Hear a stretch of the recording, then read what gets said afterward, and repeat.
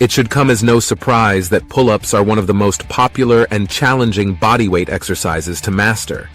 Pulling your body weight up to a bar requires serious strength, technical skill, and shoulder mobility. While the payoff is significant for strength gains, the risk of injury is high unless you have locked down your technique. If you believe you may be performing pull-ups incorrectly, whether you are an experienced lifter or brand new to the pull-up, here is how to correct it. Unfortunately, poor form can be found in nearly every gym or online workout, and you may not even be aware of it. You can immediately implement these easy recommendations to increase your pull-up technique's mobility and flexibility. Pull-ups strengthen the biceps, major pectoralis latissimus dorsi, teres major posterior deltoids, deep core muscles, as well as other muscles with a concentrate on your lower trapezius. Your shoulder joint is the most unstable in your body, so you'll need some strength and mobility in your shoulders to successfully do a pull-up. Here are 5 pull-up mistakes you should avoid. First, you are swinging your body, which is a mistake if you want to build strength and hypertrophy in your muscles. The pull-up is not as difficult, so you might use this as a method to go above the bar, but it is not enough if you are aiming for strength. Kipping involves pushing up your knees to gain momentum, which of course allows you to execute more repetitions.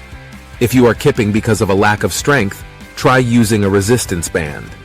The second mistake is that you are not employing the entire range of motion without doing so. Make sure your elbows are fully extended at the bottom of the pull-up and hang from the bar to give your lats and other muscles the attention they need. Before each subsequent rep, reset your shoulders at the bottom, but keep your shoulders engaged and elbows flexed.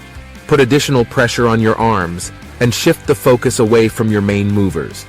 The third mistake is that you don't lower your shoulders before starting a pull-up. Set your shoulder blades in place by pulling them back and down. Allowing your shoulders to slouch could injure you and put additional strain on your arms, specifically your biceps.